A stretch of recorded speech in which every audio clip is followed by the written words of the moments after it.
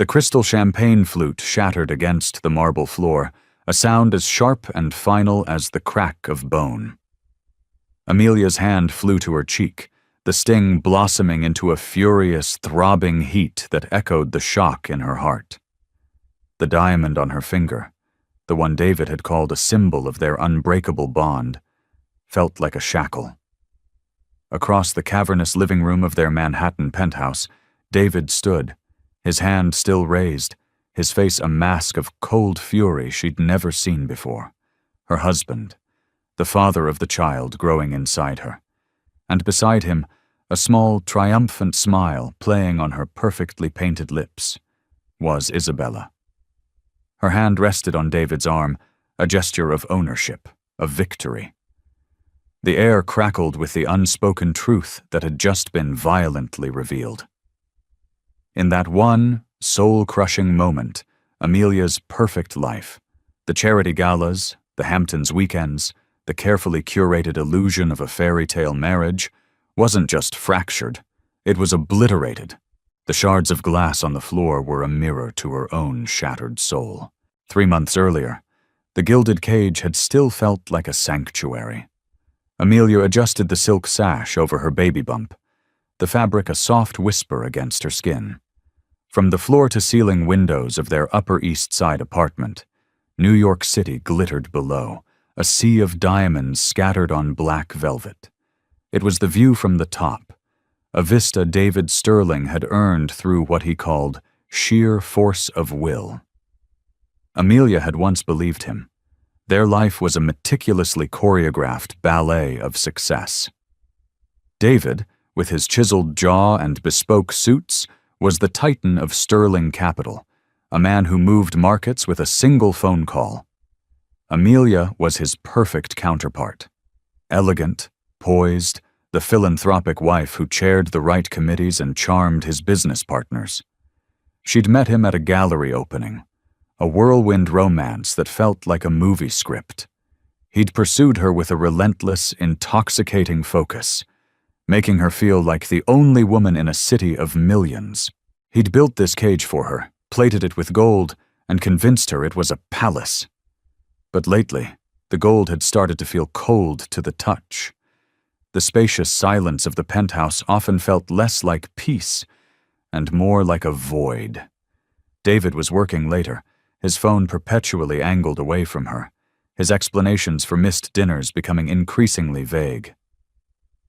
"It's a big deal, Ames," he'd murmur, kissing her forehead, his lips cool and distracted. "You know how it is. We're on the verge of something huge." She tried to believe him. She was pregnant with their first child, a son, and the nesting instinct was a powerful sedative. She focused on decorating the nursery, choosing shades of soft blue and cream, imagining David teaching their boy how to throw a baseball in Central Park. She held on to that image like a shield. The first real crack appeared not with a bang, but with a name: Isabella. She was David's new COO, a woman he'd hired without even mentioning it to Amelia. "She's a shark, a real killer," David had said, with a rare spark of genuine excitement. Exactly what the company needs to level up. When Amelia finally met her at a company dinner, she understood. Isabella was everything she wasn't. She was sharp edges to Amelia's soft curves, her ambition a palpable force field. Her dark, knowing eyes had swept over Amelia's pregnant form with an expression that was not quite pity, but something far more unsettling. Assessment. "You must be so thrilled to be taking a step back," Isabella had said, her voice smooth as bourbon. It wasn't a question. Amelia had smiled, a polite, practiced gesture. "I'm thrilled to be starting our family." David had beamed, placing a possessive hand on the small of Amelia's back. "My two best girls," he'd declared, oblivious to the icy current passing between them. After that night, Isabella's name became a constant presence. It was Isabella's strategy that had landed the new merger. It was Isabella who had stayed late with him to close the deal. It was Isabella's idea to host a celebratory gala at their penthouse. "Isn't that a bit much?" Amelia had asked, feeling a prickle of unease. "Our home?" "It's a power move, Ames," David had explained, his tone laced with a faint condescension she was beginning to recognize. "It shows them we're not just a company, we're an empire, and you're the queen." But as she stood overseeing the caterers for that very gala, the title felt hollow. She was a glorified event planner in her own home, a prop for the man she loved. She'd caught David on the phone earlier, his voice low and intimate in a way it hadn't been with her for months. He'd hung up the second she entered the room, a flicker of something, guilt, annoyance, crossing his face before being replaced by a dazzling smile. "Just finalizing some details for tonight," he'd said, a little too quickly. Now, as guests began to arrive, their laughter echoing off the marble floors, Amelia plastered on her own smile. She was Mrs. Sterling, the gracious hostess, the expectant mother. She moved through the crowd, accepting congratulations and compliments on the decor, all while a cold dread coiled in her stomach. She saw David across the room, deep in conversation with a banking magnate, and right there, at his side, was Isabella, looking radiant in a crimson dress that clung to her like a second skin. She laughed at something David said, leaning in to whisper in his ear. He didn't pull away. He inclined his head, their intimacy a stark, public performance. For the first time, Amelia didn't see a colleague. She saw a rival. The cage door had just rattled, and for the first time, she truly, terrifyingly wanted out. Isabella Rossi moved through the world, as if she had already conquered it, and was simply waiting for everyone else to catch up. She was a master of the subtle power play, the psychological chess match that unfolded in boardrooms, and now, in the Sterling's own home. Her campaign to undermine Amelia was a masterpiece of plausible deniability. It started with small things. She'd accidentally have her assistant send Amelia schedules for David's business trips that were slightly different from the ones he'd given her, creating tiny seeds of confusion and distrust. "Oh, my deepest apologies, Amelia," she'd say in a follow-up email, dripping with false sincerity. "Things are moving so fast, I must have sent you an outdated itinerary. David and I had to make a last-minute change." David and I. The words were always linked, a casual branding of their partnership. Then came the gifts. Isabella would send bouquets of lilies to the apartment, exquisite, funereal white lilies, knowing full well Amelia was allergic. When Amelia would start sneezing, David would be annoyed. "Ames, it's a nice gesture. Don't be so sensitive." Isabella had positioned herself as thoughtful, and Amelia as ungrateful and difficult. The battleground was often David's perception. Isabella cultivated an image of herself as the indispensable woman who understood the pressures of his world in a way a stay-at-home wife never could. She'd text him late at night with urgent work questions, pulling his attention away when he and Amelia were finally having a quiet moment together. If Amelia protested, David would sigh, exasperated. "This is business, Amelia. This is what it takes to pay for all of this." He'd gesture around the opulent penthouse, a gilded reminder of what she stood to lose. The psychological warfare escalated. At a dinner with investors, Amelia, who had a degree in art history, was discussing a recent exhibition at the Met. Isabella waited for a pause, and then, with a light, dismissive laugh, said, "It's so charming how you have time for such lovely hobbies, Amelia. My idea of art lately is the beauty of a perfectly executed hostile takeover." The investors chuckled. David squeezed Isabella's shoulder in appreciation. In one clean stroke, Isabella had painted Amelia as a frivolous dilettante, and herself as David's intellectual and professional equal. Amelia felt like she was losing her mind. Every attempt to voice her concerns to David was met with accusations of jealousy, or paranoia. "Are you seriously threatened by my COO? The woman who is making us millions?" he'd ask, his voice sharp. "She's all business, Ames. You need to relax. It's probably the hormones." The pregnancy, which should have been their shared joy, became his weapon against her. Her valid fears were dismissed as irrational mood swings. Her intuition was just hormonal anxiety. He was gaslighting her, and Isabella was handing him the matches. The serpent's most venomous strike came one rainy Tuesday afternoon. Amelia had a doctor's appointment, a routine checkup, and had asked David to come with her. It was the first time they were supposed to hear the baby's heartbeat together. He promised he would be there. He said nothing was more important. Amelia waited in the sterile examination room for 45 minutes, the thin paper crinkling beneath her every time she shifted. The nurse popped in twice with a sympathetic smile. Finally, Amelia's phone buzzed. A text from David. "So sorry, baby. Emergency at the office. Can't pull away. Isabella is working her magic. We're about to close the Henderson deal. We'll make it up to you. I promise." Tears of disappointment and fury pricked her eyes. She typed back a single word. Liar. She went through the appointment alone. The rhythmic thump, thump, thump of her son's strong heartbeat, a lonely drum in the silent room.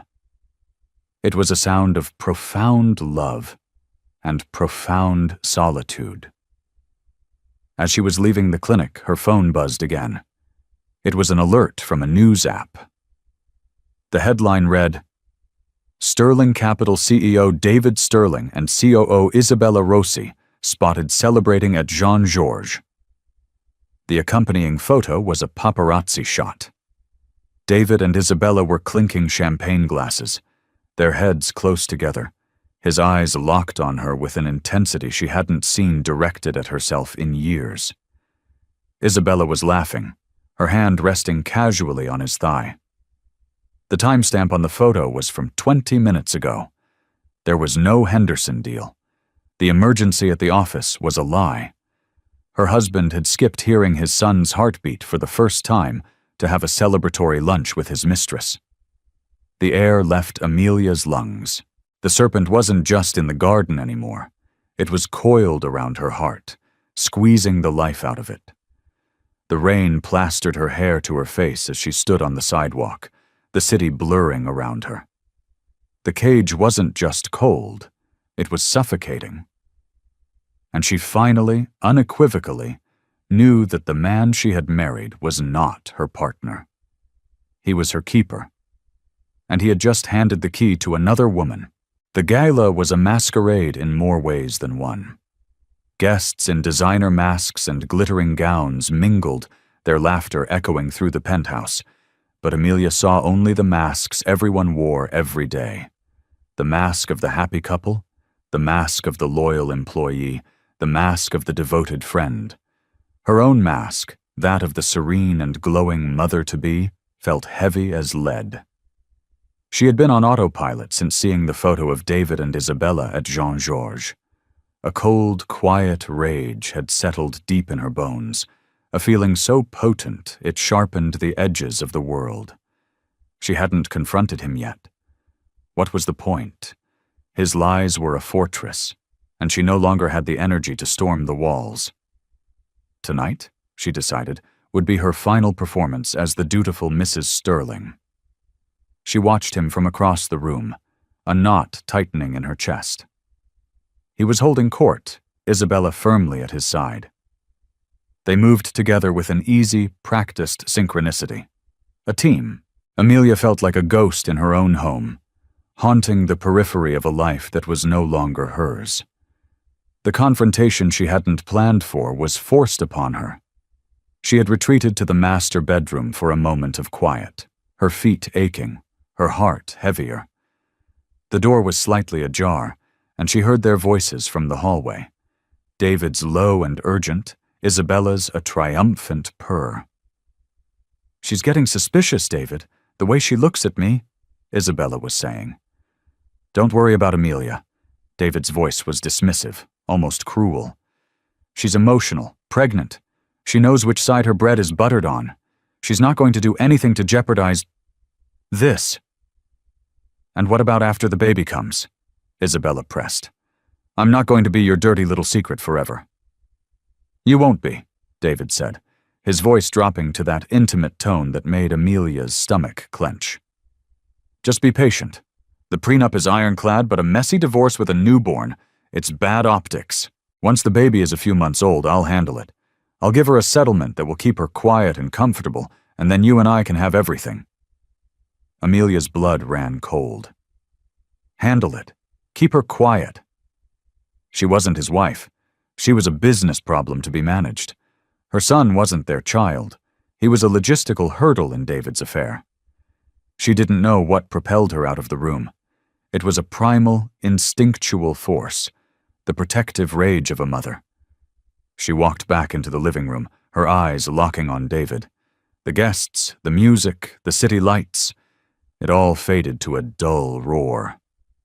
She walked straight up to him, her voice trembling but clear. I want everyone to leave. Now. The chatter faltered. Heads turned. David's smile froze. Amelia, what are you talking about? Are you not feeling well? He tried to put his arm around her, a public show of concern. She flinched away from his touch, as if burned. Don't touch me. She turned to Isabella, the venom she'd been swallowing for months finally rising. And you, get out of my house. Isabella's eyes widened in feigned innocence. Amelia, I think you're overwrought. Get out. Amelia's voice was a shriek, raw and ragged. David's face darkened. He grabbed her arm, his fingers digging into her skin. Stop it! You're making a scene! A scene? Amelia laughed, a broken, hysterical sound. You're sleeping with her. You skipped hearing our son's heartbeat to have lunch with your mistress. You want a scene, David? Here it is! His eyes darted around the room, seeing the shocked faces, the whispering guests. His entire world, the empire built on image and reputation, was imploding. And it was her fault. You have no idea what you're talking about, he hissed, his face inches from hers. You're hormonal and hysterical. I heard you, she shot back, tears streaming down her face now. In the hall, you're going to handle me? Keep me quiet and comfortable? Was that the plan? The last vestiges of his control snapped. In that moment, she was not his wife, the mother of his child. She was the single greatest threat to his carefully constructed universe. All his rage, his narcissism, his cornered animal panic coalesced into one singular, violent impulse. He drew his hand back and slapped her. The sound was a thunderclap in the suddenly silent room. The shock on the guests' faces was a horrifying tableau. Amelia stumbled back, her hand flying to her cheek, the pain a white-hot explosion. But the most searing image was the one she saw over David's shoulder. Isabella. Her mask of concern had fallen away, replaced by a look of pure, unadulterated triumph. A small, proud smile graced her lips as she watched her rival fall. She had won. David stood, chest heaving, his hand still tingling. He looked from Amelia's horrified, tear-streaked face to the silent, judging eyes of his investors and friends. He had just detonated his own life. Amelia's eyes, clear and blazing with a pain that had burned away all fear, met his. It's over, David, she whispered, her voice a low, steady promise of retribution. Then, with a final, contemptuous look at Isabella's smiling face, she turned and walked away, leaving the ruins of her marriage and the shattered pieces of her heart scattered across the marble floor. The silence in the chauffeured car was more deafening than the screaming had been. After Amelia had walked away, a mass exodus of guests had followed, their hushed, scandalized whispers trailing behind them. David had instructed his driver to take Amelia to their Hamptons house, an edict delivered without looking at her. It wasn't a suggestion. It was a banishment. He needed her out of sight while he performed damage control. Amelia sat staring out at the blurred lights of the Long Island Expressway, her cheek still throbbing, a dull ache that radiated down to her soul. The slap was a physical manifestation of years of emotional blows she had ignored. The gaslighting, the dismissiveness, the isolation. It had all been leading to this. He hadn't just hit her, he had revealed himself. The charming, ambitious man she'd married was a facade. Beneath it was someone hollow, cruel and weak. She spent the first 24 hours in the cavernous, empty beach house, in a state of shock, moving from room to room like a phantom. She didn't cry. The pain was too deep for tears. It was a cold, hard knot in the center of her being. Her baby kicked, a small, insistent flutter, and for the first time, the feeling didn't bring a smile. It brought a terrifying clarity. She was not just a wronged wife, she was a mother. Her son would not be raised by that man. He would not grow up in a house built on lies and cruelty. That thought was the spark. The next morning, fueled by a resolve she didn't know she possessed, Amelia started to fight back. Not with emotion, but with intellect. She had been the art history wife, the decorative piece. David and Isabella had underestimated her. That was their first mistake. She started with David's home office, a place she usually avoided. It was his domain, filled with mahogany and the scent of expensive cigars. She ran her fingers along the spines of his leather-bound books, but her target was the sleek, silver laptop on his desk. She knew his password. It was the anniversary of the first deal he ever closed, a date he revered more than their own wedding anniversary. Once inside, she didn't look for emails or texts about the affair. That was the emotional wound. She needed the strategic weapon. She started digging into the company files he'd synced to his personal computer. As the wife of the CEO, she'd sat through countless boring dinners, listening to him boast about his wins. She'd absorbed more about finance and corporate strategy than he ever gave her credit for. She spent hours, then days, sifting through spreadsheets, investment portfolios, and encrypted folders. Her initial search was for his true net worth, evidence for the divorce proceedings she knew were coming. But she found something more. She found a pattern, a series of offshore accounts in the Cayman Islands, a shell corporation named IR Investments, IR Isabella Rossi. Amelia's heart hammered against her ribs. This wasn't just an affair, it was a conspiracy. David was siphoning money from sterling capital, millions of dollars, and funneling it into a company controlled by his mistress. It was brazen, arrogant, and highly illegal. He was embezzling from his own company, defrauding the investors who had just witnessed him assault his pregnant wife. The hidden motive clicked into place. This wasn't just about leaving her for Isabella. It was about starting a new life with a stockpile of stolen cash. He wasn't just going to divorce Amelia. He was planning to gut his own company and leave the wreckage behind. He and Isabella were partners in crime, and Amelia was just collateral damage. She found encrypted transaction logs, private correspondence with a shady offshore banker, and a draft of a business plan for a new venture in Dubai, set to launch in 6 months, co-owned by David Sterling and Isabella Rossi. Her baby was due in 4. The timeline was sickeningly clear. He was going to wait until the baby was born, handle her, and then disappear with his lover and his stolen fortune. Amelia's hands trembled, but not from fear. It was from the sheer, unadulterated power of what she had discovered. She meticulously downloaded every file, every spreadsheet, every incriminating email onto a thumb drive she found in a desk drawer. She made 3 copies. One she hid in the lining of her maternity suitcase. One she sealed in a plastic bag and buried in a potted plant on the patio. The third, she slipped into her pocket. As the sun set over the Atlantic, casting long shadows across the pristine lawn, Amelia's phone rang. It was David. His voice was calm, measured, the voice he used to placate angry board members. "Amelia," he began. "I know you're upset. I lost my temper. It was inexcusable. I think we should talk. I'm sending a car for you tomorrow. We'll see a therapist. We can work through this." The old Amelia would have craved those words, clung to the hope of reconciliation. The new Amelia heard only the lies. He wasn't sorry. He was scared.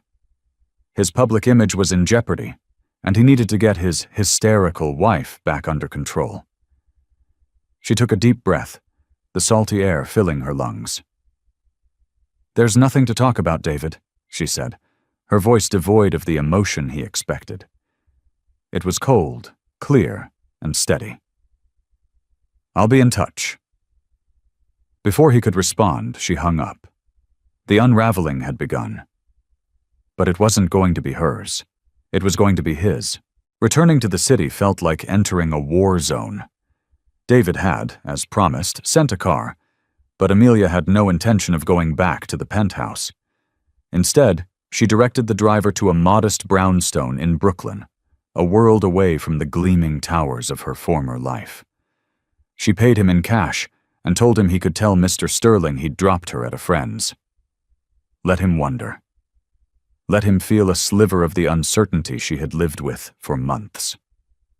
The door opened to reveal Chloe, her oldest friend, a sharp-witted journalist Amelia had been systematically isolated from since her marriage. David had always found Chloe too cynical, too inquisitive. Now Amelia understood he'd found her too perceptive. Chloe's eyes took in the faint bruise on Amelia's cheek, the dark circles under her eyes, and the grim set of her jaw. Without a word, she pulled Amelia into a fierce hug. "I've got the guest room ready," she whispered. "And I made lasagna." In the safety of Chloe's cozy, book-filled apartment, Amelia finally allowed herself to break. The tears she hadn't shed in the Hamptons came in a torrent, a storm of grief for the man she thought she'd married and the life she'd lost. Chloe just held her, letting her pour out the whole sordid story. The affair, the gaslighting, the missed appointment, the slap, the chilling conversation in the hall. When she was finished, her voice hoarse, Chloe handed her a glass of water. "Good," she said, her expression grim but resolute.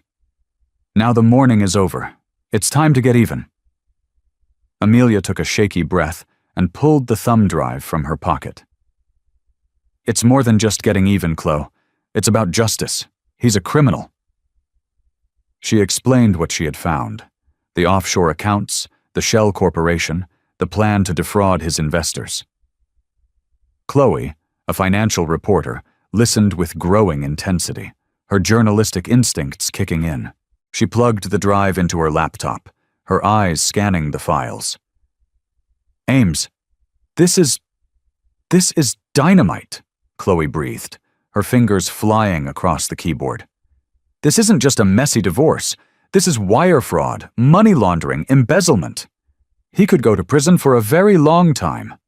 Both of them." The word prison hung in the air. Part of Amelia recoiled. This was still the father of her child. But then she remembered his cold voice saying he would handle her, Isabella's triumphant smile, and the sting on her cheek. Her resolve hardened. He had made his choice. Now she would make hers. "What do we do?" Amelia asked, her voice stronger now. "We don't go to a divorce lawyer," Chloe said, her eyes gleaming with purpose. "Not yet. A divorce lawyer will use this as leverage for a bigger settlement. We go bigger. We go to the authorities. But we do it smart. We need someone who can't be bought, someone who will see this through to the end." Chloe spent the next hour making calls, tapping into her network of sources.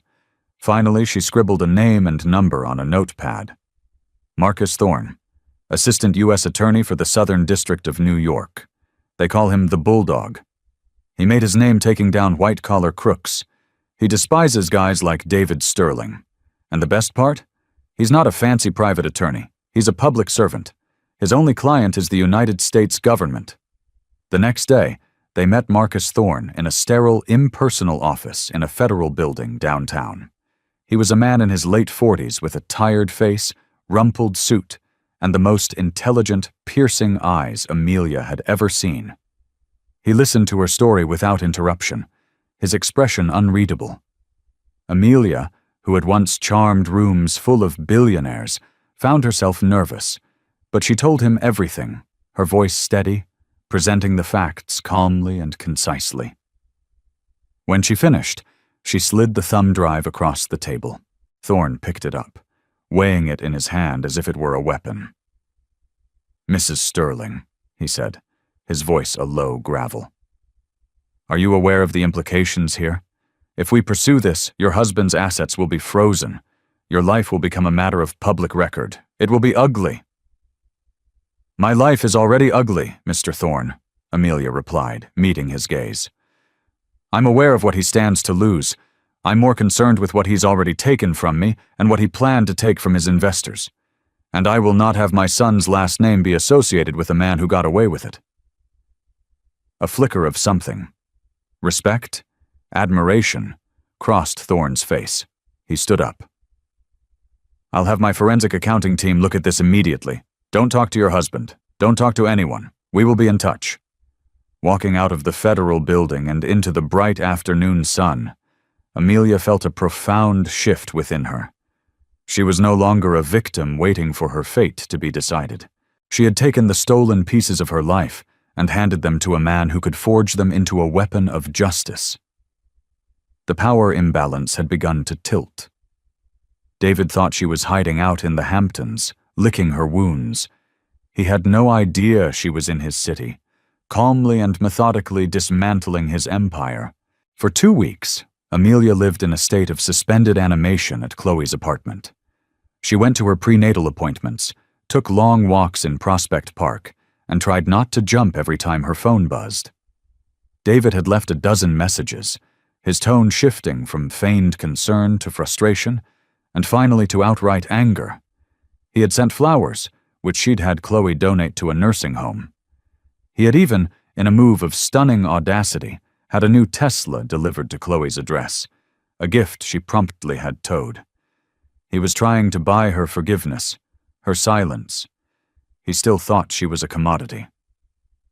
The call came from Marcus Thorne on a Thursday morning. "We've got it all," he said, his voice grimly satisfied. "It's even worse than you thought. He was setting up a complete asset transfer.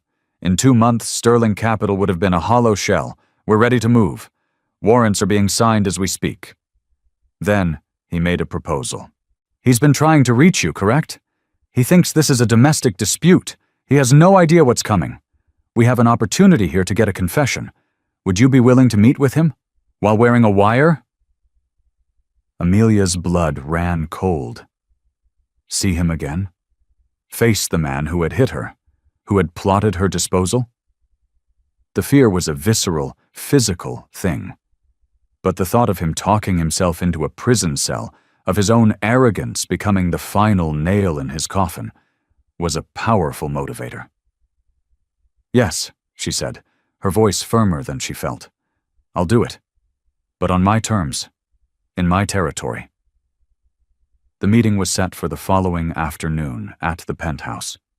Her territory, where the final act of her marriage had played out. A team from Thorne's office fitted her with a tiny, discreet recording device, a small, cold piece of metal against her skin. "Just keep him talking," Thorne instructed. "About the money, about Isabella. Let him think he can win you back. Let him brag." When David opened the door to the penthouse, his face was a mixture of relief and cautious optimism. "Amelia," he said softly, reaching for her. She stepped back, out of his reach. "We need to talk, David," she said, walking past him into the living room. The spot where the champagne flute had shattered was immaculate, but she could still feel the ghost of the broken glass under her feet. He followed her, his demeanor pleading. "I know we do. Ames, I am so sorry. I've been out of my mind with worry. What I did, it was monstrous. I'm not that man." "Oh, but you are," she thought. She sat on the sofa, a picture of calm she did not feel, and looked at him. "Why, David? Why her?" It was the question he expected. He launched into a well-rehearsed speech about pressure, about loneliness at the top, about making a terrible mistake. He painted himself as the victim of circumstance. "But it wasn't just a mistake, was it?" Amelia said, her voice quiet. "It was a plan." He frowned, confused. "What plan?"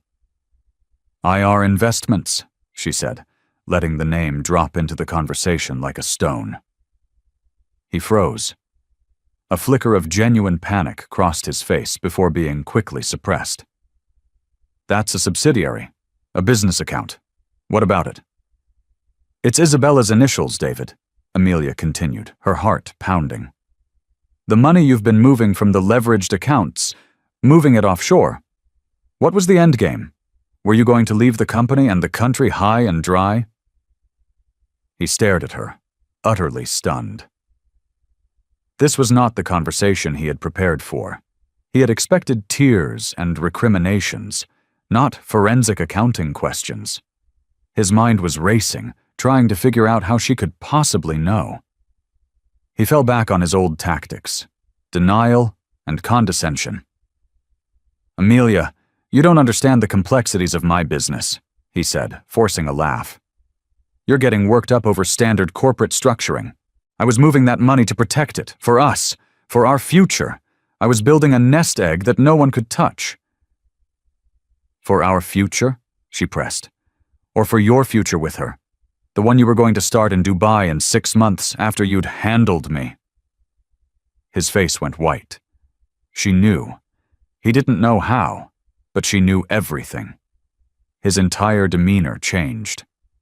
The pleading husband vanished, replaced by the cornered predator. "You have no idea what you're messing with," he snarled, taking a step toward her. "You went snooping. Did you really think you could outsmart me?" "I didn't have to," she said, standing her ground. "You were just that arrogant." He laughed, a cold, ugly sound. "Okay, fine. So you know. What are you going to do? Tell some divorce lawyer? I'll bury you in court. I will prove you're an unfit mother. I will take our son, and you will never see him again. I own the best lawyers, the best PIs. I will ruin you." She looked him dead in the eye. "You think this is about a settlement?" "It's always about the settlement," he sneered. "So let's hear it. What's your price? What does it take to keep you quiet?" "It's funny," Amelia said, a slow, sad smile touching her lips. "The U.S. Attorney's Office asked me the same thing." The color drained from his face. At that exact moment, the penthouse door burst open. Marcus Thorne strode in, flanked by 2 FBI agents, their badges displayed. "David Sterling," Thorne said, his voice booming in the suddenly silent room. "You're under arrest for conspiracy to commit wire fraud, money laundering, and embezzlement." David stared at Amelia, his face a mask of disbelief and pure, unadulterated hatred. He looked at the wire she now revealed, a small, blinking light on her chest. He had walked right into the trap, his own ego the bait. As the agents cuffed him, his eyes, wild and furious, locked on hers. He had held all the power, all the cards. And in one stunning, breathtaking reversal, she had taken it all away. He wasn't the master of the universe anymore. He was just a common criminal, brought down by the woman he had so foolishly underestimated. The arrest of David Sterling sent shockwaves through Wall Street. It was the lead story on every financial news network.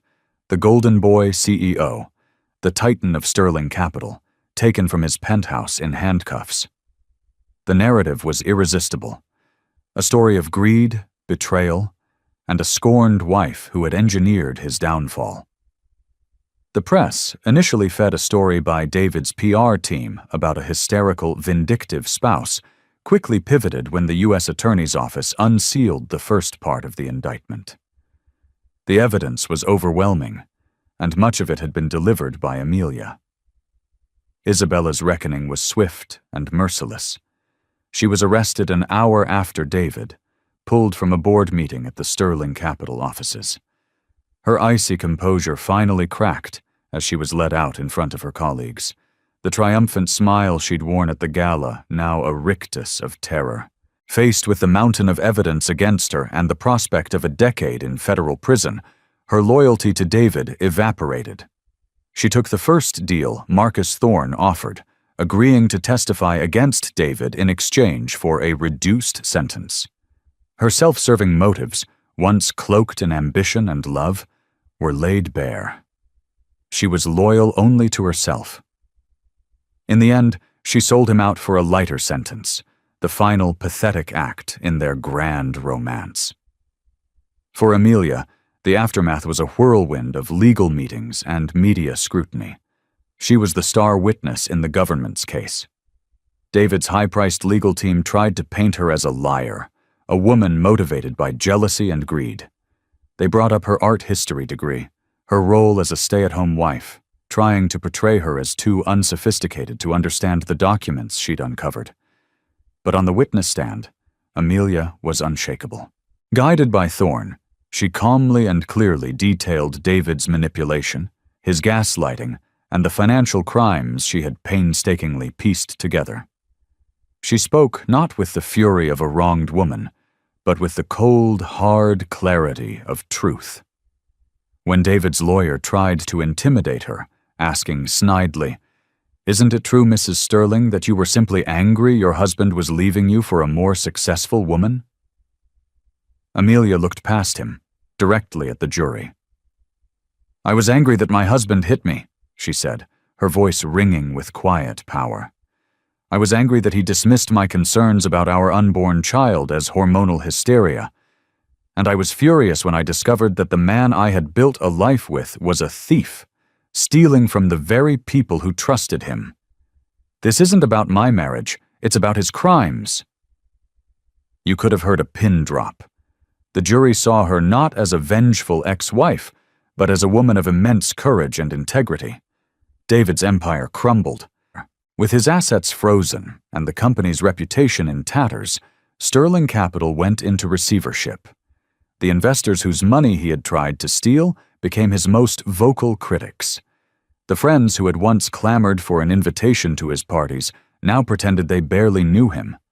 The entire edifice of his life, built on a foundation of lies and intimidation, collapsed under the weight of a single, undeniable truth. The verdict came after only 6 hours of deliberation. Guilty on all counts. David Sterling, the master of the universe, was sentenced to 15 years in a federal penitentiary. As he was led from the courtroom, his face was pale, his arrogance finally extinguished, replaced by the hollow look of a man who had lost everything. His eyes met Amelia's for a fleeting second. There was no anger left, only a vast, empty expanse of defeat. He had underestimated her, and it had cost him his freedom. Amelia walked out of the courthouse, not into the arms of a new lover or into a waiting limousine, but to a waiting taxi, alone. Chloe met her at the apartment with a hug. There was no champagne, no celebration. There was only a quiet, profound sense of release. It wasn't a victory, it was a reclamation. She had reclaimed her dignity, her sanity, and her future. As she placed a hand on her stomach, her son kicked, a strong, steady rhythm. He would be born in a few weeks, and he would be born free. His last name would be his mother's. 5 years later, the salt-tinged air of Charleston, South Carolina, was a world away from the stale, recirculated air of a Manhattan penthouse. Amelia, now known by her maiden name, Amelia Hayes, pushed her 4-year-old son, Leo, on a swing in a sun-dappled park. His laughter, bright and carefree, was the only currency that mattered to her now. After the trial, she had wanted nothing more than to disappear. The settlement she received from the dissolution of David's assets was substantial, but she used most of it to create a foundation that provided legal aid to victims of domestic abuse and financial fraud, a quiet act of turning her pain into purpose. She kept enough to start over, to buy a modest, historic house with a sprawling garden in a city where no one knew the name Sterling. She had rebuilt her life not on the grand scale she had once known, but on a foundation of authentic, quiet joys. She ran a small, successful art gallery downtown, a place that celebrated local artists. It didn't make headlines in the Wall Street Journal, but it filled her with a sense of accomplishment David's reflected glory never had. Her life was smaller, but it was infinitely more real. It was hers. Leo was a whirlwind of energy and curiosity, a boy with her eyes and a spirit entirely his own. She was raising him to be kind, to be honest, to respect women, to be everything his father was not. She had answered his questions about his father simply and without bitterness. He made some very bad choices, she'd explained, and now he has to live somewhere else for a long time. Leo had accepted it with the simple logic of a child. His world was here, with his mother in the sunshine. Her friendship with Chloe was stronger than ever. Chloe often flew down for weekends, marveling at the transformation. "You're a different person, Ames," she'd said on her last visit, watching Amelia potting geraniums, her hands covered in dirt. "You're happy." And she was. It wasn't the giddy, performative happiness of her old life. It was a deep, abiding peace that came from self-reliance and hard-won freedom. Love had found her again, not in a whirlwind of intoxicating promises, but in the slow, steady rhythm of shared coffee and easy conversation. His name was Ben, a local architect who had helped her with some renovations on the gallery. He was kind, grounded, and he had a gentle smile that reached his eyes. He knew her story. In a small town, secrets were hard to keep, but he saw her, not her past. He loved her for the woman she was, not the wife she had been. He was teaching Leo how to build model airplanes, and their shared laughter often drifted from the back porch. One afternoon, a letter arrived with a New York postmark. It was from David, his first and only letter from prison. Her hand trembled slightly as she opened it. The letter wasn't an apology, not really. It was a rambling, self-pitying account of his fall from grace, the musings of a narcissist who still, after all this time, couldn't comprehend his own culpability. But one sentence stood out. "I think about that night all the time. I never thought you had it in you." Amelia folded the letter. He still didn't get it. It wasn't about what she had in her. It was about what he had taken out. He had hollowed her out, and in that emptiness she had found an indestructible core of strength. She slid the letter into a drawer, burying it beneath old receipts. He was a ghost, a chapter in a book she had long since finished reading. She walked out into the garden, where Ben and Leo were looking at a ladybug on a rose petal. Ben looked up and smiled at her, that easy, gentle smile. Leo ran to her, wrapping his small arms around her legs. "Look, Mommy, a ladybug. Can we make a wish?" Amelia knelt down, hugging her son tight, breathing in the scent of sunshine and childhood. She looked at Ben, at the home she had made, at the life she had built from the ashes of a spectacular betrayal. "We don't need to, sweetie," she whispered, kissing the top of Leo's head. "All my wishes already came true." The phoenix had not just risen, she had learned to fly. Amelia's story is a powerful testament to the resilience of the human spirit. It's a reminder that the deepest betrayals can often uncover our greatest strengths, and that true power isn't about wealth or status, but about the courage to reclaim your own narrative. From the depths of despair in a gilded cage, she found the strength not just to survive, but to build a life of authentic joy and purpose. Her journey from victim to victor shows that even when your world is shattered, you have the power to pick up the pieces and build something even more beautiful in its place. If Amelia's story of strength and redemption resonated with you, please give this video a like and share it with someone who might need a reminder of their own power. Don't forget to subscribe for more stories of overcoming adversity and finding second chances.